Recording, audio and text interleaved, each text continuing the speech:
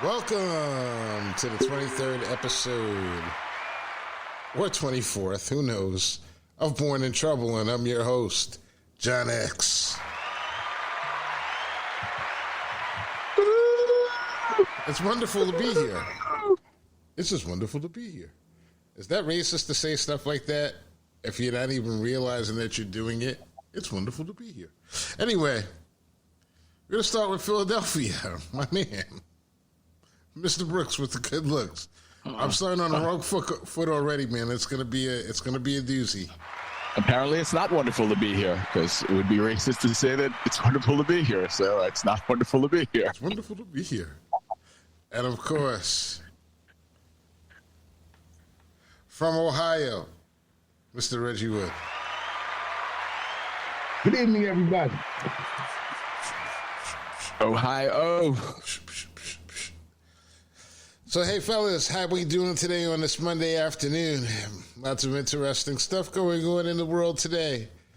None that I really care too much about, such as Donald Trump had his trial. I was watching that as I was working out. There was another guy in the gym at the same time. I laughed. He left. What do you mean you laughed? He left. I don't know. They were describing something about an interaction that he had with the judge, and he was just basically putting on his normal carnival barker thing. And I laughed because it's like funny. It's funny that they're still doing reports about it 3 years later. And this is what I'm watching on CNN. This is the most important thing in the world is this guy. And it's just like it wasn't just because it was Donald Trump. It was because it's fucking ridiculous. So I left because it was ridiculous. I don't even know what I'm watching with that whole fiasco. It's just Thank you. I just it seems like I don't know. What's the timeline to wrap this stuff up? I had a little on my podcast. I think I did a show about we've just been in this era. Instead of MC Hammer's pumps and a bump, it's been Trumps and a crump with either the crump lawyer cat or Donald Trump just in our face the last 5 to 7 years or whatever. That's bad emceeing, but I see where you were going with it. I tried. It rhymed. It was bad emceeing, though. But it's like, hey, Rob, your thought on... I mean, we're in unprecedented territory. We've never had such a flagrant criminal as the president of the United States. So, every move that he makes is another step towards a banana republic. And I guess that all should be documented. There are those who think that we shouldn't cover him and that we shouldn't give him any oxygen. But at the same time, his followers still believe him. If you don't shed light on this thing, I'm gonna have to skip to an unrelated question very quickly, Rob. This is a show about 4 black men, and it's a lot of black stuff, so this might be off topic for some people. They may not get this. But as you were speaking, I heard you say, watching every step, and then you said something about breath. And I was just thinking, were you listening to the police today? Did you hear any old police today? I was not. See, I thought you were going to go in the New Edition direction, though. Bobby Brown, every little step you take. Okay. Because, they're going to do a residency in Vegas now. Right, I saw that. Who knows if Bobby's going to stir up a half the shows, but that's what they're going to do now. I didn't see him in the promotional this morning, but I'm saying, were you listening to the police at all today? Because you just made 3 alliterations to 3 of their songs. I was not listening to Sting and the Police this morning. It's been probably I did watch a special last weekend about the band that he put together to make the search for the Blue Turtles or whatever, when he put Kenny Kirkland and Branford and Omar Hakim, when he got all those jazz cats together. Wow. It's fantastic music, by the way. Okay. Did you introduce me to? Really? Yeah, the first time I ever heard the Blue Turtles album was at your spot, the Railroad Apartment at Howard. All right, that's what's up. That's what's up. It was eclectic. It was quite a little weirdo. Reg, were you a little bit weird when you were in school, college, listening to different music? Oh man, I was. I mean, it wasn't a playlist back then, but I had some of everything in the rotation, man. I mean, good music is good music. Okay. Supposed to be. Yeah, that's basically it. That's the whole 9 yards. It's like good music is good music. The Police. I can't. What's the joint with In Your Eyes, Peter Gabriel? Yeah. It was one of those movies too. It's one of those Christopher Columbus movies too. Your Eyes. Okay. Very dramatic, you know. But I was listening to that about a month ago or so, and I'm blown away at how phenomenally recorded that song is. Like it just sounds excellent. Like they got everything right. However many years ago that they produced it, it comes out of the speakers really nicely in 2023. It's like crazy. You listen to the old music now, you really have an appreciation for it, especially in comparison to the things that they're making now, which is just bubblegum pop, turned over. Even the rock music is pop. No wonder why these dudes are so mad and trying to find Trump, because they're trying to find, you can't define yourself and your masculinity in your music. And generally, that's a space where when musicians are talking about being sensitive to gender, how are you going to make any music that rocks, that makes you feel anything? You have to have emotion with that. But this kind of brings me to something I saw on Twitter today, which was, I think it was this guy, the master student. I'm not sure if that's the same dude that we had on the show like maybe a year ago. A year and a half ago. Do you remember the master student? The master student? Yeah, I think I did an interview with Kat and everything. I'm gonna have to look it up. But he was posting something on Twitter about how back in the day, one of the problems with Will and Jada is that it's the age-old problem between the cat in the suit, the dude in the suit, and the bad boy in the street. And the bad boy in the street always is the one that the girls wants. And the dude in the suit, that's the studious one, that's more of a straight arrow and everything, always seems to get the short end of the stick when it comes to the girls in the black community. Do you think that's true? And, but the one thing I thought, just before you even answer that question, let me just say, there was a time in America where the dude in the suit was the bad boy. In black America, that was the bad guy. Mm-hmm. So how historically correct could that actually be? Well, at some point, the culture turned, and it was while we were growing up. Mm-hmm. But at some point, your level of authenticity in the streets, or your perceived level of authenticity in the streets, became your currency. So how hard you were became a thing. Mm-hmm. And the nerd cats got pushed to the side a little bit. So speaking for myself personally, I'm from Brentwood. I'm not street, I'm not from any project. Had both my parents around for the most part, had lots of people around. Like, I get that sometimes from women. Like, they want that hard rock. What's going on, Grant?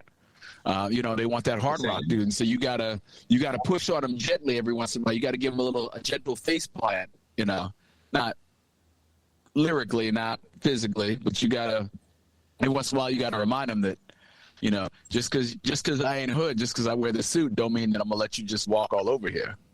Truth.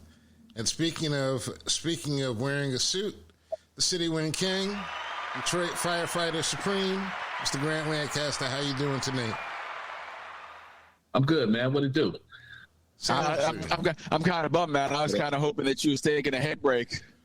You were going to join us here tonight. I was rooting for you, brother. Yeah, we were all kind of hoping that you were getting a little something there. So, because this is the type of show that it is. It's not toxic masculinity. It's right. loving masculinity. Yes, sir. What's the deal, Wood? How you feel? I'm all right, man. What's good, Grant? Good to see you pulled up. It's all to the good, brother. And you pulled up right on time because, as we were saying, we were just having a conversation about street brothers getting all the women. Everybody loves a hood and everything. Is that true? Do you find that true? Yeah, until they don't. Everybody want a thug until that thug start thugging. How about that?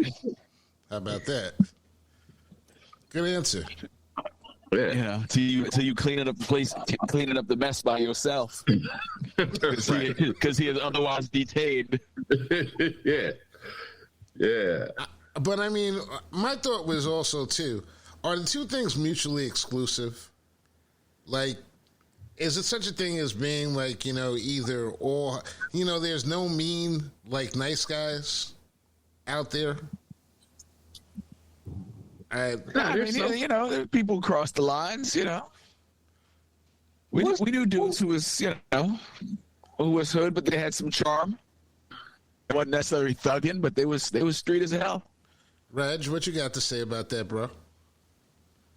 What's the depth really on the thugs, though, man? I mean, some of these, at a certain point, there's some value on conversation and being a little well-rounded and everything, man. And some of your thugs, unless they spending, all the time together in the bedroom, like, buns and belly and whatnot with Keisha or whatever. But if it's not going down like that, every once in a while, you gotta take a trip to the zoo or the museum, talk about some of the great music that we just mentioned. I just don't know if it's a lot of depth there in the hard rocks. Yeah, but there ain't a lot of depth to the culture sometimes. There's a lot of people who, Right. They'd have problems drowning in the piece of the culture that they fucking with. Yeah, the culture might not be able to fill up their lungs with that bullshit. The culture is ratchet. Definitely.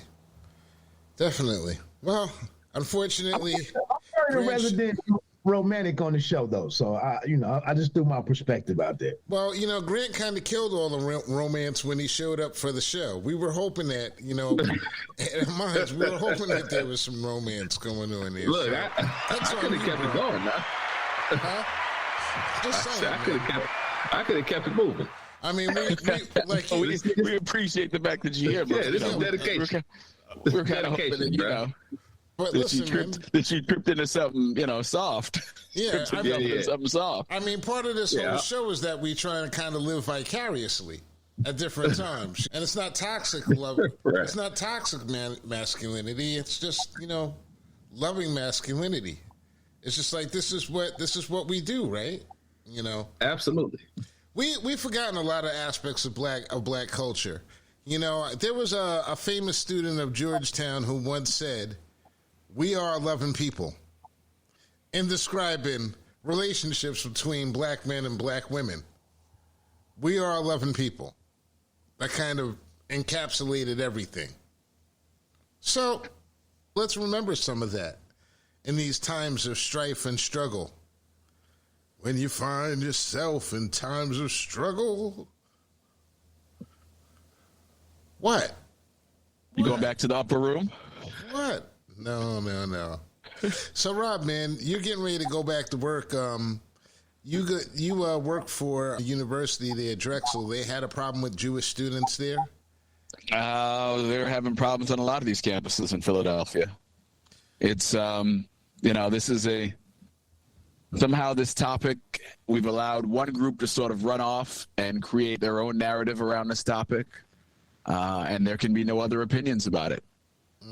But unfortunately, the way that some people are expressing the alternate opinion, even though they haven't been oppressed the same way the Palestinian people are, you would think that they have been. Because they've been, people behave kind of ugly around this. But unfortunately, it's been ugly for a long time. I think the whole thing's been ugly. I think that a part of it is that I was saying yesterday that we have generations of people that the only way they know how to communicate with other people is through the lens of protesting, yelling.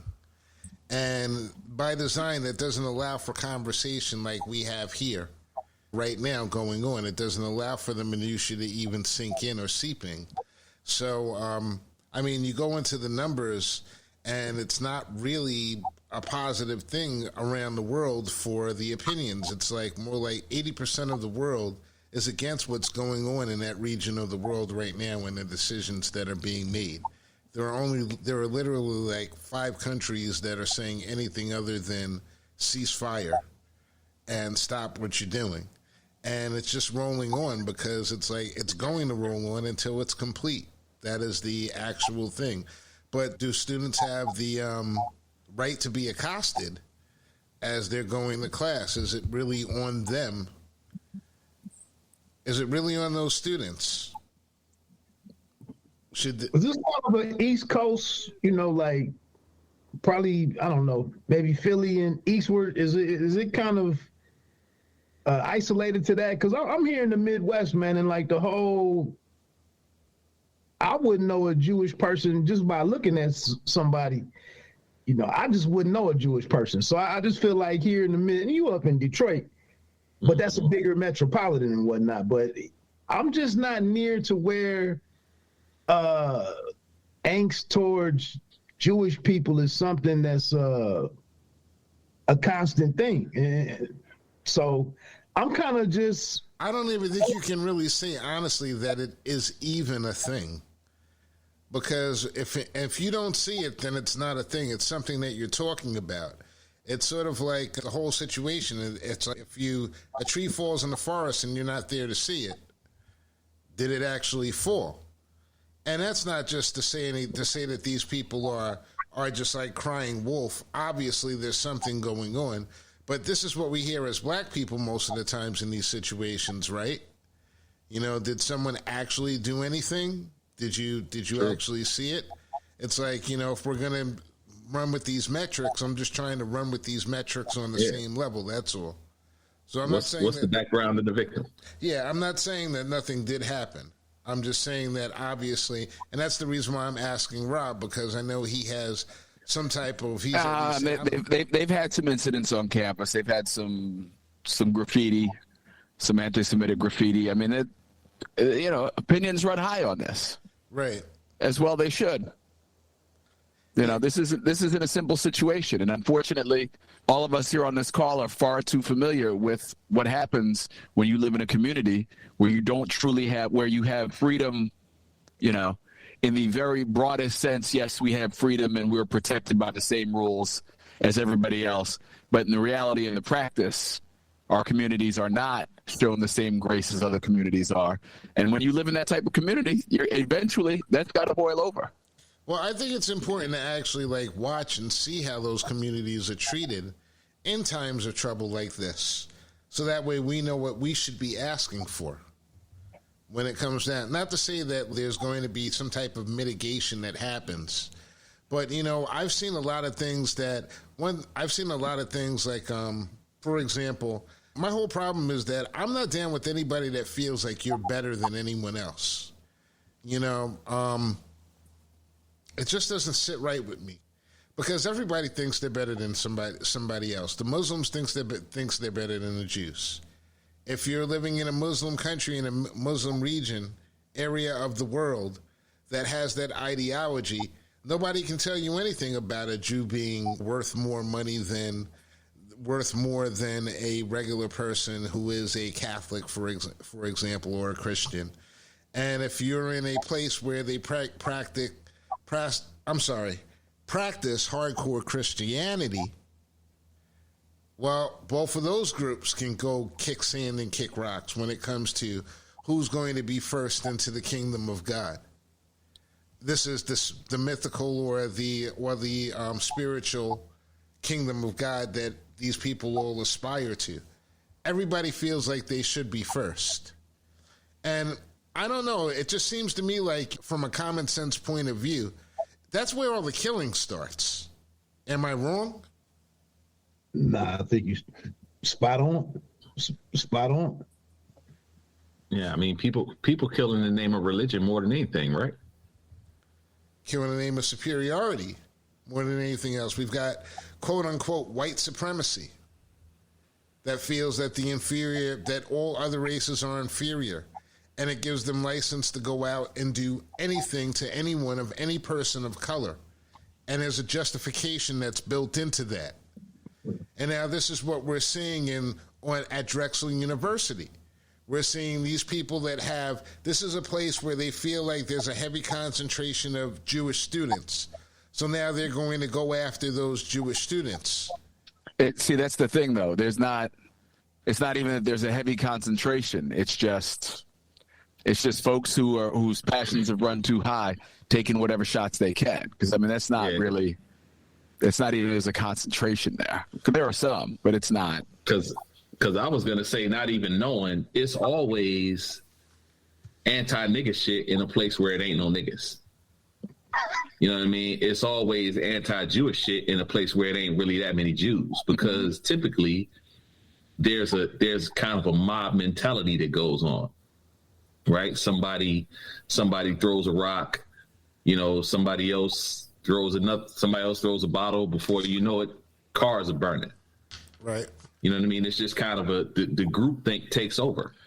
But typically, like I said, Philly group thing happens fast here. That's why they got to grease the poles, just because the team wins the NFC championship. They got to grease the poles to keep fools from, right.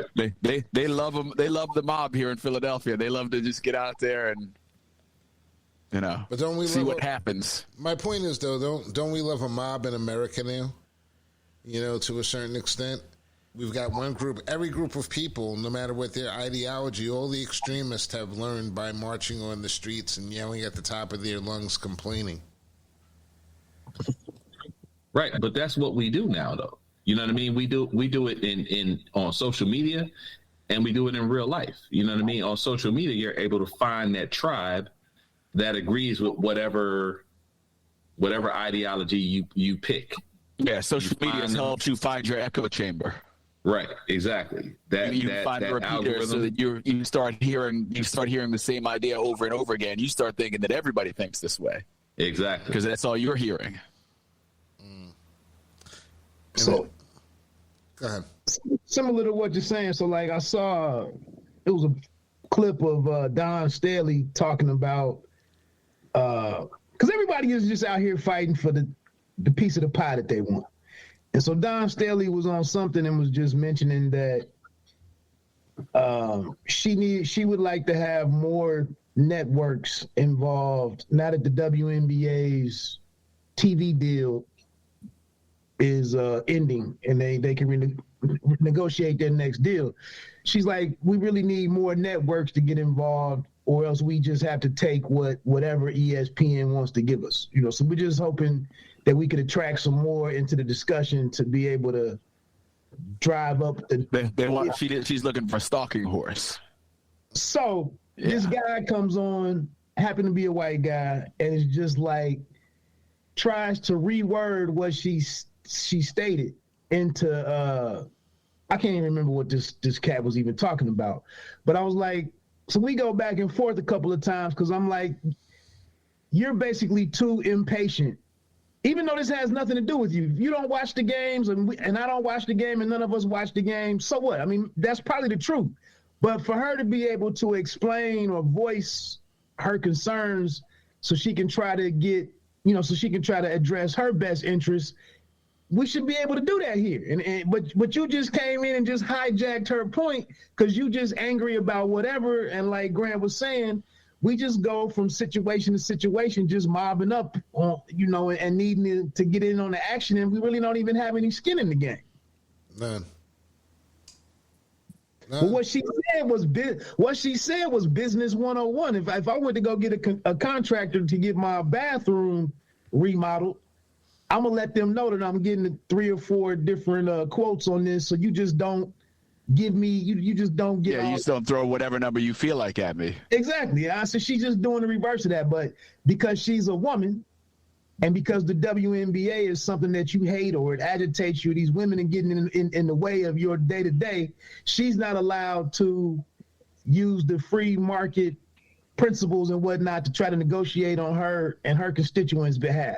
And I'm like, here we go again. Well, my question to her would be, did she make dinner before she actually...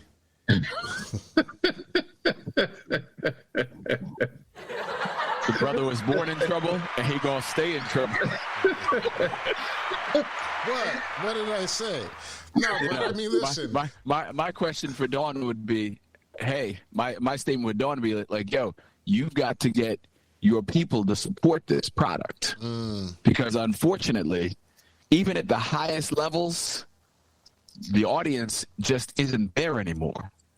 Like, television is going through a revolution right now. Exactly. Right. Because of everybody's got their channel, everybody's got their device to watch on, everybody's got their niche programming. If you're not watching your niche programming, you have the Instagram and the TikTok and the Facebooks to amuse you and to keep you off the TV. You have to get women to sit down and watch this stuff so that the numbers will grow. And you know, guys have gotten away with it for a lot of years. Like, the numbers, the rating system is bananas. It's all an estimate, and a lot of it's BS. Like, it's legit BS, but it's the system, and we all accept it. Just like, you know, when you walk into church and they say, it's the blood and the body of Christ. All right, it's the blood and body of Christ if you say it is. You know, these are the numbers. And this is how many people watching. But what we're finding out is those numbers aren't even close to what reality is. So if she wants to get a stalking horse in for the WNBA rights, they got to find a way to get women to sit down and start watching this. Because more than likely, they're going to have to do it themselves when they get men to watch it. All day. Right. All day. But they're you know, ESPN's down 30 million subscribers over the last 10 to 12 years. Like, the numbers are going opposite. Like, sportscasters about to start taking haircuts, as our teams about to start taking haircuts in their rights fees, because the numbers are working against them, not for them. So unfortunately, the WNBA is having this moment at the same time that the networks are going in the other direction. Right. Well, it seems to be a complete depreciation of the entire society that we live in. And sports is just a microcosm of that. It's just a small piece of it, but it's kind of part of the entire pie.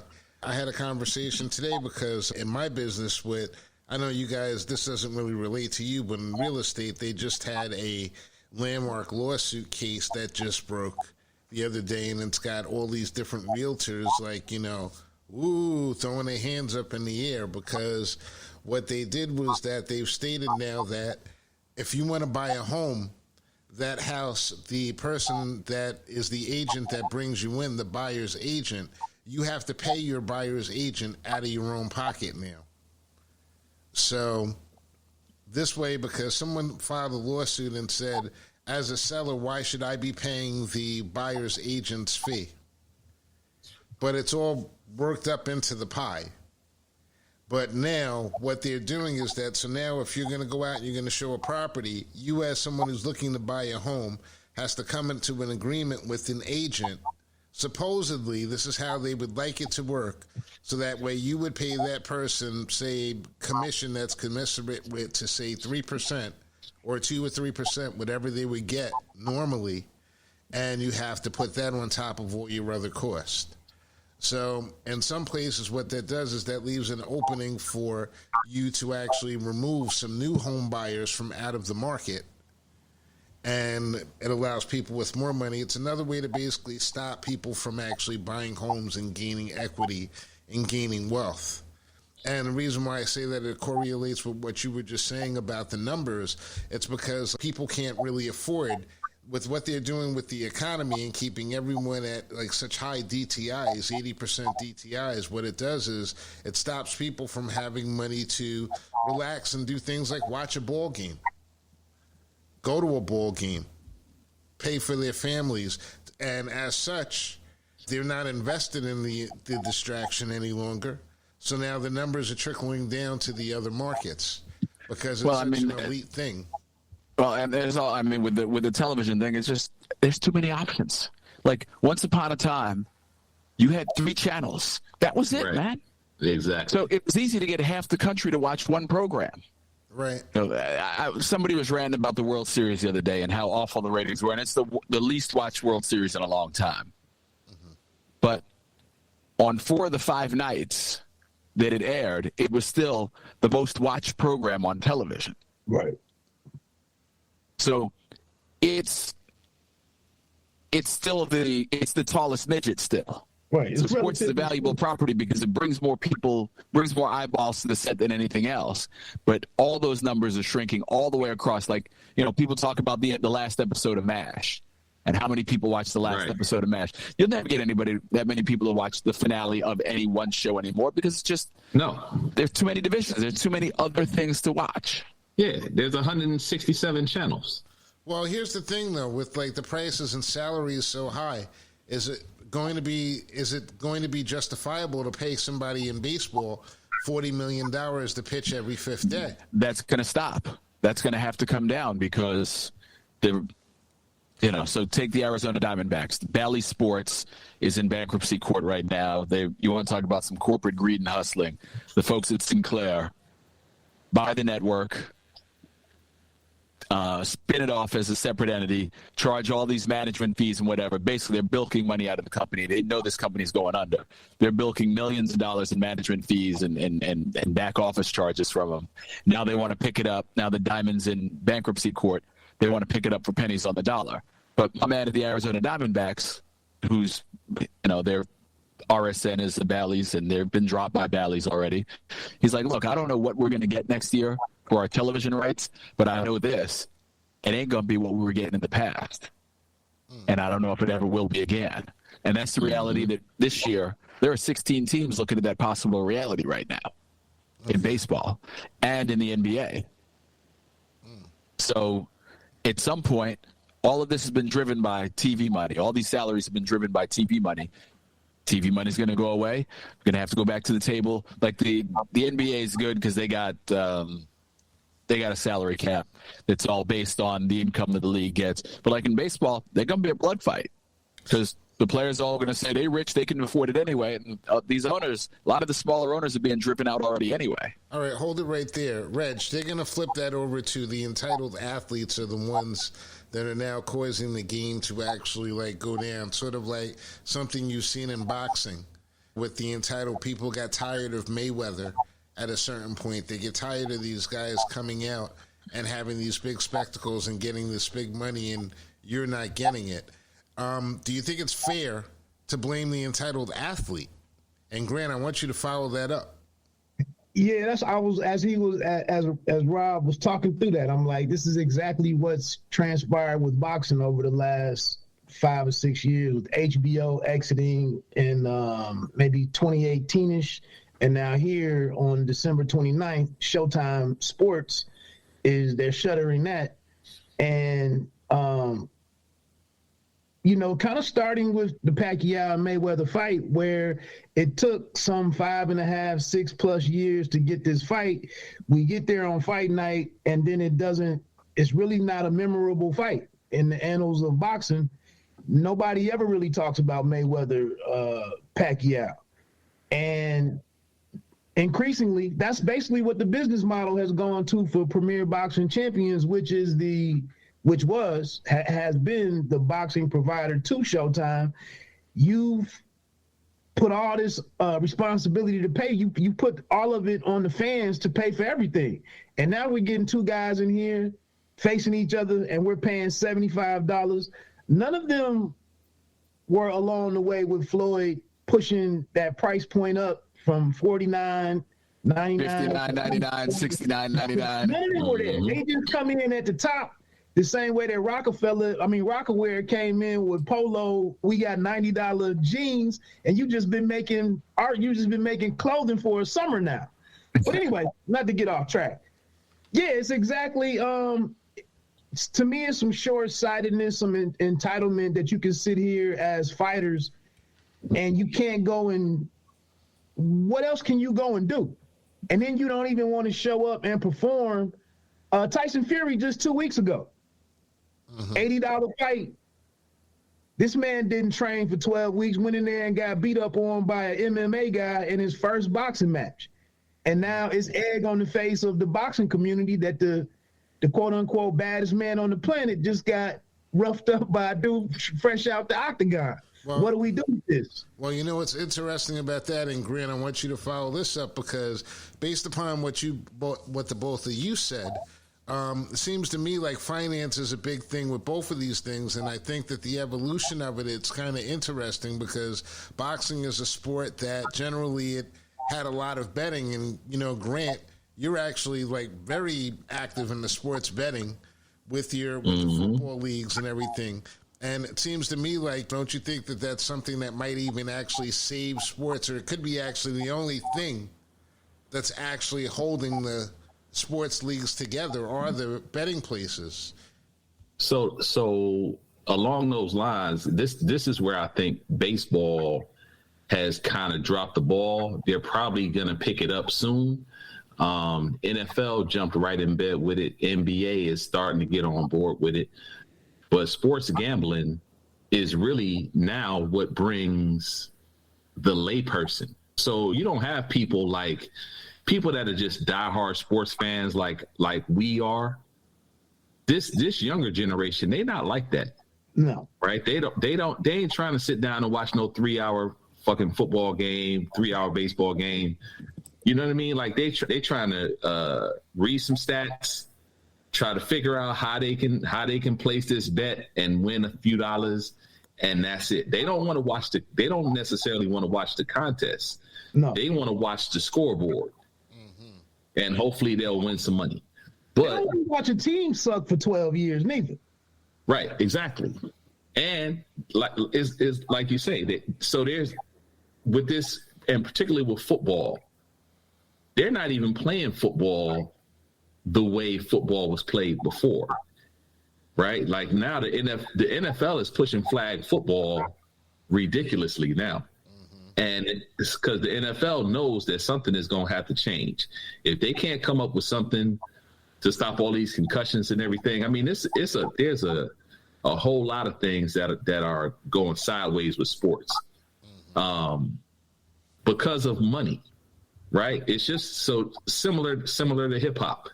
You got people in it that don't love it, but are making a lot of money from it. And when you don't have that love for it, it shows in the product. NFL games suck. Basketball games suck. Baseball games, they suck too. Right? And they suck because the product that you're putting on the field is not the same product that you used to put on the field. And I mean, you have expansion, you have different ways of training. I mean, there's a lot of factors that are involved with it. But at the end of the day, the product suffers. And when the product is bad, like me, I'm always going to watch sports. I don't care if the product is bad, because sports is just kind of what I do, right? Like it's part of who I am. But these cats that are coming up, they not really fucking with sports like that. They don't have to. They don't have to. They don't care. They trying to get their own thing jumping with the video game leagues now. Yeah, they got video game leagues. I mean, they're doing skateboarding and all these alternative sports. Yeah, they got the recess, the tag with the obstacle course. Everybody else is busy trying to get their own thing running instead of sitting. Again, nobody has time to wait. I'm a Washington Commanders Redskins fan. Ain't done nothing in 27 years. Man, people have moved on and did different things and just out. That's so crazy, because me and Grant went to Howard, and I remember back in those days, I couldn't wear my New York Giants shirt around the city without people honking at me and throwing stuff at me. Remember, I used to wear my shirt, Grant, and you'd be like, "Yo, you going out there?" They used to be like, "Yo, you really gonna wear that shirt out there?" And I used to be like, "Fuck yeah, I'm from New York. I don't care." Yeah. And they used to DC yell at me. They didn't give a fuck. I didn't care. I still didn't care. But listen, man, hard pivot real quick, because you mentioned hip hop. I got to give a shout out to Cardi B. Her page, actually, they made me They actually made me a top fan on their page today because I got into an argument with someone about Cardi because they actually tried to call her stupid. I'm not necessarily a fan of her music whatsoever and everything, but I've seen her on different shows and I've seen her break down complex political situations and topics in ways that had me like, whoa, Cardi know that too? So I actually just defended her and they actually made me a top fan on her page. So I don't know. I don't know what Cardi B fans do. I can only go from my toxic masculinity background and go, but I guess that would be wrong. You know, you got a man. I guess that's wrong. That's probably off. But you know, I'm just having fun, just like Cardi is, and we're all having fun. So listen, one quick topic before we go. AI is taking over. Were you defending the WAP? No, I wasn't defending the WAP, brother. You know what I'm saying? Even though, because the WAP does not need a defense. Does not need a defense. You just do it. But anyway, no need to defend the WAP. But I was defending Cardi because you know what? I hate when people. No, I mean honestly, it's like if you can't tell, the theme of this is just generally I don't like people picking on the underdog, and even though I don't feel like I don't necessarily feel her music. That's not something I want my granddaughter to listen to. The music that's different than calling her stupid. She's not stupid. Obviously, she ain't stupid. She's worked the game. She's worked the game better. She's crushing the game. She know what she know. She's worked it much harder than people and crushed it much harder than others have. She generally really hasn't hurt anybody on her way up, except for chicks that tried to get in her way and do things the wrong way. She hasn't stepped up. She didn't shoot nobody in the foot.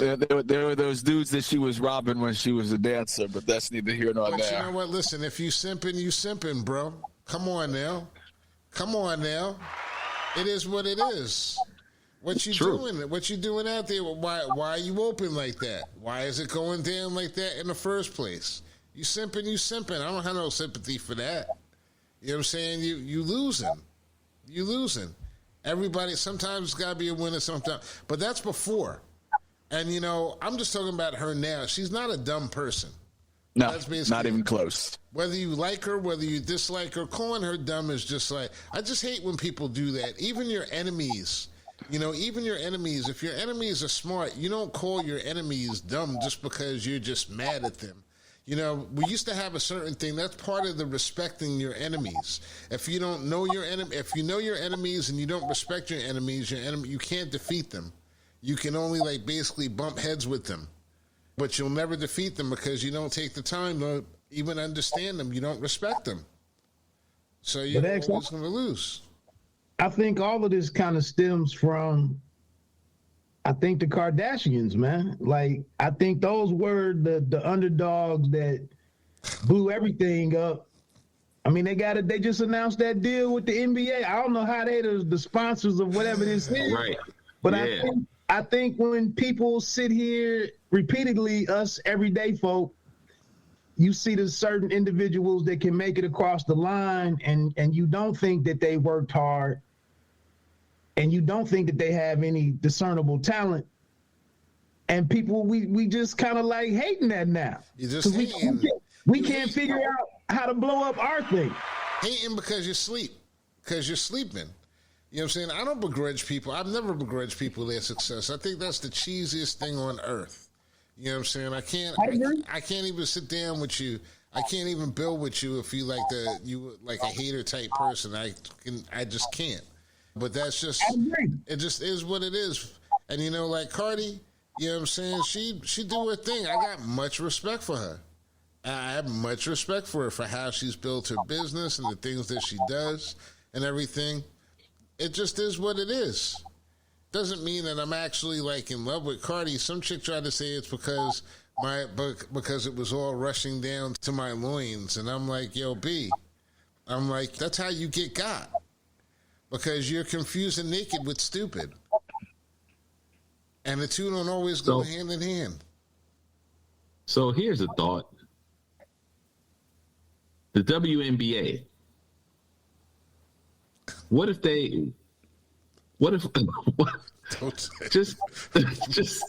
just hear me out. What if the WNBA played in lingerie? Lingerie. Is that sort of like dungaree? Could we sell that product? Lingerie. No, I don't think we could. That's not what Asia's doing. She got the short shorts on now. You know, she didn't roll the shorts up a little bit more to show more thighs and whatnot. Well, listen, this conversation is problematic because even though we all know that sex sells all objects for men and women, you're not supposed to talk about it because that's pervy. You can do it, but you can't. There's a whole lingerie football league. There is a lingerie football league. There's heck, women's volleyball is practically right. You know, the outfits they make them wear for that. Like somebody should get locked up for that. Oh, track and beach field volleyball. You talking about beach volleyball? Yeah, the beach volleyball. Yeah. Mm-hmm. Yeah. Yeah. The collegiate volleyball is not. It's not like they have 20% more clothing on. Right. Well, yeah, I mean, you get to see all of it. You get to see all of their personality. Right. I don't think the WNBA women would really be down for that, Grant. I don't think they buy into that. Well, I don't think they would either. But I think that their mistake is the NBA is a superior product. By far. So why would anybody want to watch an inferior product? You know what I mean? Why would anybody want to watch women trying to do the same thing that men do better? Well, so to that end, let's do what you do better. No, you can't. You can't. Did you see the commercial they did? Somebody did a mock-up commercial. This is for the World Game football, and basically they show you all these goals, all these fabulous goals, and what they had done is they had used AI and put men over the women. So they show you like 30 seconds of all these ridiculous goals, and then they peel off the AI and show you who actually scored them. And basically, the point is they're just as good as the guys are. It's different. It's not as athletic. It's technical. There are variations to the sport that make it different, but it's definitely not the athletic product that you're used to. It's not the high flying, rim shaking product that you're used to. Right. Whether that's better or not is subjective. So, because that's what I mean when I say it's an inferior product, is that it's not as visually stimulating as the male game. So, let's make it visually stimulating. By utilizing AI? Or by utilizing VS. Yeah, it's not. That's problematic. Just basically do what the PGA and the WTA did, and that's how the women started competing with, Federer and Agassi and whoever. I can't remember my man with the dark hair. Sampras. Yeah, Sampras. And the women became. They became it helped with Serena coming along with what Serena brought to the table. Mm-hmm. But they that did second that tennis racket. Yeah, that. And the coordinated outfits and all Mm-hmm. that. Sex definitely does sell. I'm not so sure that the WNBA has a product that can actually sell femininity. Because they're trying to compete on one hand, like Rob said, you're trying to compete with one of the most athletic sport that there is out there, where you've got dunks and power, and having, you can't really sell femininity when you're trying to compete with that product per se. It just doesn't. That's probably part of the problem. Tennis, women's tennis, there's something about women's tennis. They're running around, and it's like, really, honestly, any women's sport, it's never going to be the men that are going to support the sport. It's going to be that unspoken number of women who may like other women. watching these sports? I've talked about this on my little thing that I do. The gap between the athleticism and, like you said, the raw athleticism, the power and everything, for the women to be playing below the rim the way that they do, to struggle to make the layups often. And then I don't know, I can't remember the point guard's name for Vegas, but here's the point guard on the team, and she's the least athletic looking person on the team, where their counterparts, the ones, twos, and threes are your most athletic looking guys often, and do some of the most phenomenal stuff. And then I'm trying to watch her. Now, she got a hell of a passing game. I can't remember her name, but she's made some phenomenal passes, but she looked like she'd be like 43 out there moving around the way that she's just built. It's a tough watch, and it just doesn't. That's a sport. I would almost think that women's football, and maybe it's the lingerie league, would do better than what I see out of the play in the WNBA. Well, you have to think about it in terms of, if the only viewers that you want are male viewers, then you try to sex things up. But if you really want competition, you go to another sport. And tennis is I like women's tennis. I like women's tennis better than I like men's tennis. Absolutely. Absolutely. It's a better game. It's I think it's a much better played game. If you want to talk about sports where women actually are better at the sport, I think women's tennis has men's tennis beat by a mile. It's much more interesting, much more. It's got nothing to do with whatever they look like. It's just a better game. But I think that's the only place it is. But Rob, you had said something really quick about AI, and I really wanted to get into AI, but we've actually had probably what is the most misogynistic, troublesome show that we've ever had here on Born in Trouble. I'd like to thank you all for being a part of this. I may have to scrub all of our names from this, and maybe even put blocks on our faces. Go back and do the video over and block our faces out. So that way there's some type of question that this was us.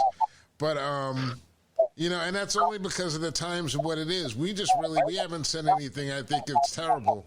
It's just we're just talking about sex in an area where we're four men that are talking about sex selling in marketing, and that's not okay right now because people have deemed that it's not okay. It happening is okay, but us talking about it, that's not okay.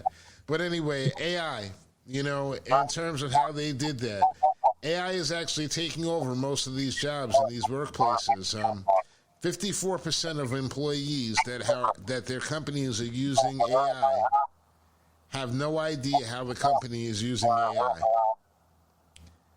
75% of the employees say they would be more excited about AI if their company were transparent about how it was actually being used, because they see no effect on it on a daily basis. And that's basically it. Do you think that AI is being groomed to replace people in much of the same way that your boss's son comes in and takes over your job and you get fired quietly? Grant, you got take that over. one. You got take that over. One. You're the black guy. You've been running the department. So here's what I'll say. Wait. Let me just give the scenario. You're the black guy. You've been running the department for 10 years. Okay. Mm-hmm. You haven't gotten a raise, or you've gotten a slight raise. You have the respect, but not the title. Boss's son graduates from college. He has him come and work underneath you because one day he's going to take over the company. Right. You come in after a month. They say, hey, your job has been taken care of. Nepotism Jr. is taking over your job. Is that the way Tommy boy? Is that the way that AI is actually moving into businesses right now, where they actually have them integrated with the systems and learning everything that people are doing, so that way one day George Jetson is going to come in and take your job? I believe that's something that is possible. I don't think that's necessarily the plan, but what I do believe is that AI is moving toward doing much more of the thinking than people. I think people are going to be relegated to the labor. When we need to move this piano, yeah, AI can't move the piano. But when we need to figure out how to get the piano from point A to point B, AI can do that. So yeah, I just think you're gonna be looking at a different you're gonna be looking at a shift in the workforce once they figure out what this AI thing really can do and how they can utilize it to its fullest potential. Our nerds going to still run the world at that point, as AI becomes more and more self-programmable. Oh, that's the fear. That at some point it becomes smart enough that it leaves its programmers behind. But in the beginning, you know, the AI is only as good as what you program into it. That's why right now it's a little bit biased. You know, it's upholding systems right now because the input is bad. Right. Well, the input is what we have. You know what I mean? It's only as good as the programmer, like I said. It's what they're studying. But yeah, I mean, a lot of these jobs, man, you know, they're going to start around the margins. But a lot of these jobs, you know, they're going to have to redefine what people do. Like, you know, the AI is going to be able to do a lot of stuff, man. The power, the processing capability is so far beyond what we can do that, you know, we're going to have to, our jobs are going to get restructured, man. That thing's just going to push us right out of the way. Well, they've already started working on that with realtors. Gentlemen, it's been damn near an hour. Time goes fast when you're breaking social mores. What'd you say about Daryl Morey? Yes. And when you're trading like Daryl Morey, I can't wait to see. This guy is doing that to Los Angeles to ruin another franchise. Did you see his quote the other day? Did it have something to do about he's a system? That's right. Oh yeah, when he said that he's not a part of the system, he is a system. He is a system. That's right. Right. Well, I was just glad that he was being humble. He got no choice but to be humble. He walk around the streets looking like he's Cookie Monster's half brother. Like he dresses shit all the time with that beard. Bro, I swear to God. I swear to God. I was like, yo, if he has a press conference and Latrell Sprewell comes up and says, he's my son, my long-lost son, we did DNA. I would not be surprised because this brother has thrown away so much money in the past couple of years. It's incredible. So much money. Only the Latrell Sprewell and $21 million? That can't even feed my family.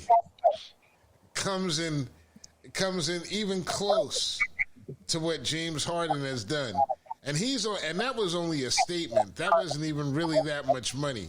Or was it $28 million? I can't feed my family. James Harden threw away like $150 million, bro. Yeah, but think of all the strippers' kids who are going to private school now because of James Harden. Well, that's true. That's an advantage. Bless his heart. The brother knows how to run a champagne room.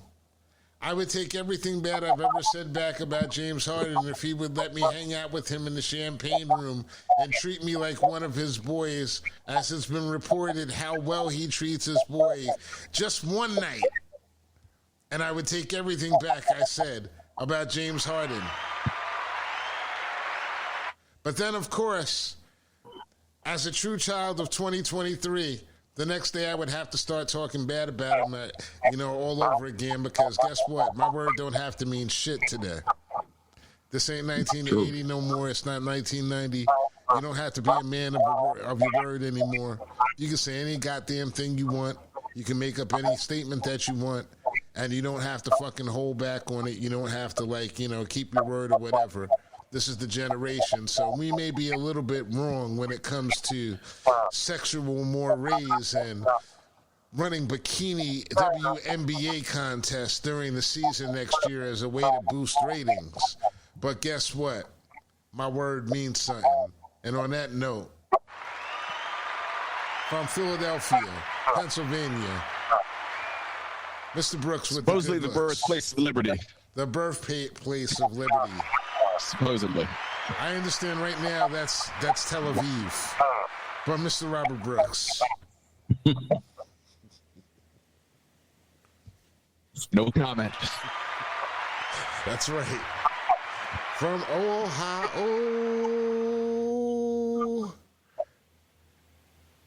The man named after a caramel-coated Reggie bar, candy bar with peanuts that once sold in 1977 Yankee Stadium. Reggie Woodson. Yeah, the Reggie bar was essentially a Baby Ruth, right? Yeah. Listen, it was just a round Baby Ruth. The Reggie bar was it was a delicious candy bar, and Reggie told me that story, and maybe he didn't tell me that story, but I said it anyway, and I think it's a beautiful thing that the man was named after a Reggie bar. So Reggie Woodson, thank you. Ohio, the heart of it all. Where in Ohio? You closer to Cleveland? Dayton. Dayton? Okay. Dayton. I almost got locked up in Dayton once. That happened. Yeah, that's easy. That's easy. Late night at the Taco Bell drive-thru. Oh man, man. You know one thing about the show. They locked you up for being in Taco Bell. One of the reasons why that Twitter post kind of got me in the beginning of the show, honestly speaking, is because Rob has stories like that. He's been arrested, probably almost been arrested in more cities than any good quote unquote good guy that you've ever seen. And let's be honest, I ain't no saint and everything. And I just found it interesting that these takes that they got all the chicks that apparently supposedly that I never got a chance to see. I would have to call cap. But anyway, from Detroit, Michigan, home of City Wings. 2896 West Grand Boulevard, Detroit, Michigan. Come down and get you some. Come get you some wings, Mr. Grant Lancaster. And hopefully we can get AI to teach Zach Wilson how to play fucking quarterback in the NFL. This dude sucks. Ain't gonna happen, homie. AR didn't get it done. Ain't that advanced yet. Yeah, it's gonna lie. You know what I was thinking earlier? How does the biggest market in the NFL have the two worst quarterbacks for the team? How is that possible? I don't know, but I think that it didn't start the season that way. What we know is, well, alrighty then. We still recording. Unfortunately, yes. And I'm just gonna say, this is the unfiltered version of segment. Oh my gosh. Portage trouble. I'm gonna stop the stream. Too late.